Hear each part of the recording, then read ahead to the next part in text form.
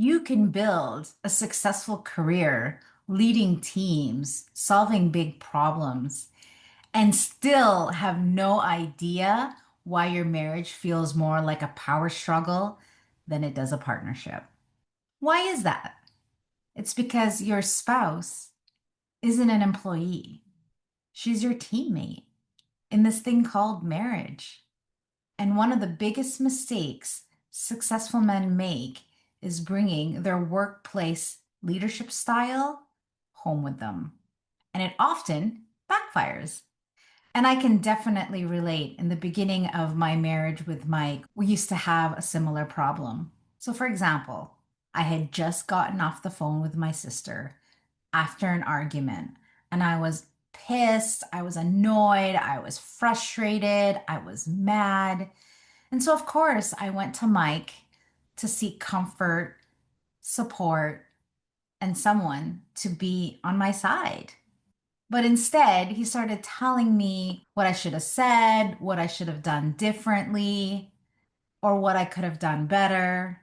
And I couldn't help but feel like he was taking her side instead of mine, even though deep down I knew he was just trying to help. And I remember feeling so frustrated because really all I wanted was him to say something like, "Hey, babe, I'm so sorry to hear that. That really sucks. And I'm here for you. And I love you." And instead, I felt corrected and alone. So I said to him, "I don't need you to give me advice. I don't need you to fix me. I just need you to listen." And then he got frustrated and said, "But I am listening." And of course, I responded with, like, "No, you're not." And I got even more frustrated. And I just kind of gave up, shut down, and then go be by myself so I could go and calm down. Sound familiar? And honestly, this is one of the biggest mistakes that I see men make. I know most men just want to help. They want to be a great and supportive partner.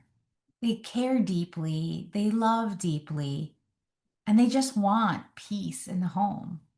But the problem is that you spent years and years becoming a confident business leader.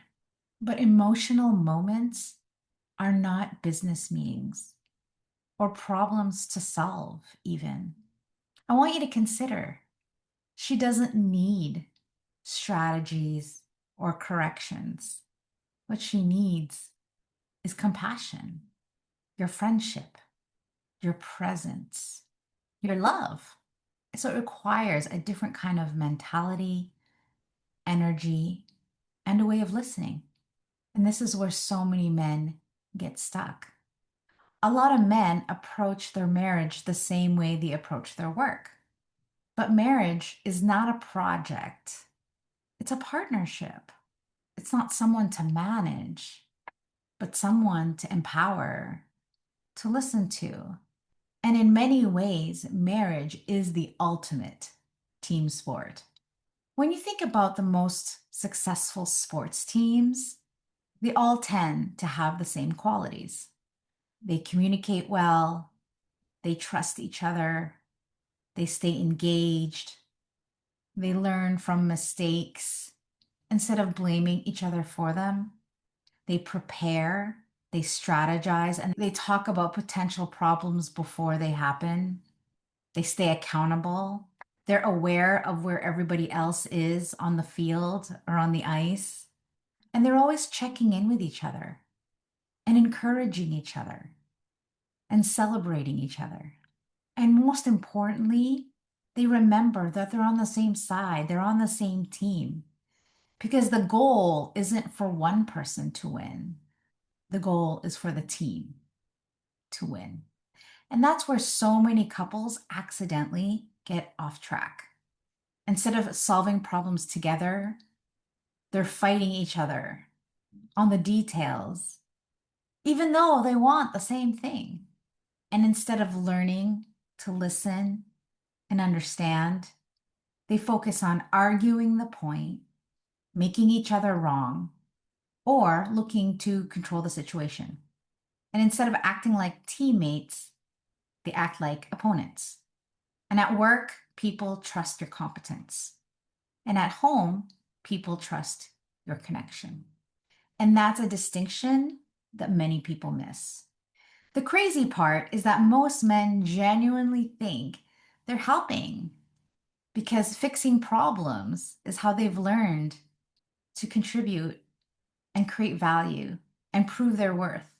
So when their wife comes to them upset, overwhelmed, anxious, frustrated, and just emotional, they automatically go into problem solving mode with the thought, how do I fix this problem? Meanwhile, what she wants is to not feel so alone. She doesn't need solutions. She needs your strength and your love. She wasn't looking for a solution. She was looking for a teammate. So I think this is what men often miss is that women aren't asking for you to carry the burden with them. They simply want to know that they're not carrying the burden alone.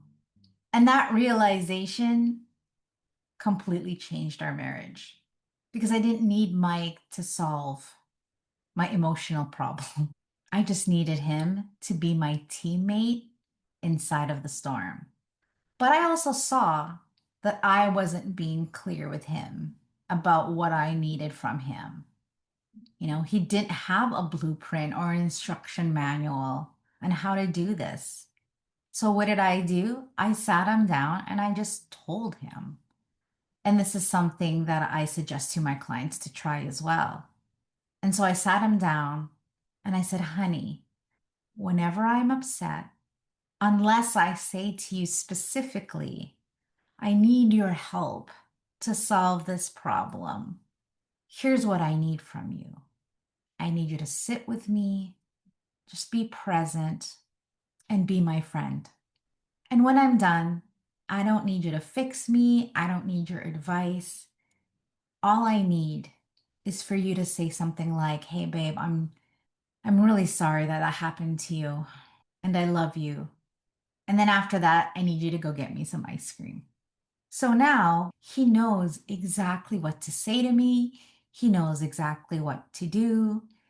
And best of all, he gets to be the hero because once I calm down and I feel his love and I know everything's going to be okay, and I'm back to smiling again, I am so appreciative of the love, of the gentleness, of the friendship that was offered to me in my emotional moment. And I felt loved, connected, understood, and I truly felt taken care of, even though he didn't do or say much. And for him, he doesn't need to put so much energy into figuring out how to be the partner that I need. He knows, and he can just follow the instructions and win every single time. It's not about having all the answers. It's just about showing up and showing love. Sometimes you're not going to understand, and it's okay. And it's actually okay to say, honey, I have no idea what you're going through right now.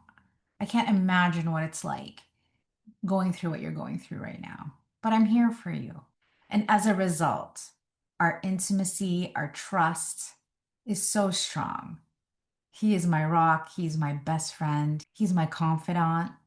And I feel loved by him, even in moments that I don't love myself. And he makes me feel safe, that I don't have to pretend, and that I'm enough. So if your marriage feels more like a power struggle than a loving relationship, I want you to remember this. The goal of marriage is not to win against your spouse to prove your worth. It's to win with your spouse, to win for the team, because marriage is not a competition. And great teams still have problems, but they are so committed to learning to work through it together.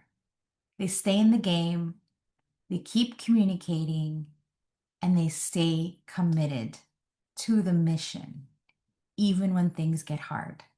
They talk about plays so that when they get on the ice, when it's time to do the work, they know exactly what there is to do. So the next time your partner comes to you stressed, frustrated, overwhelmed, discouraged, before you jump into problem solving mode, pause for a moment and ask yourself, what is she actually telling me? And what does she actually need from me?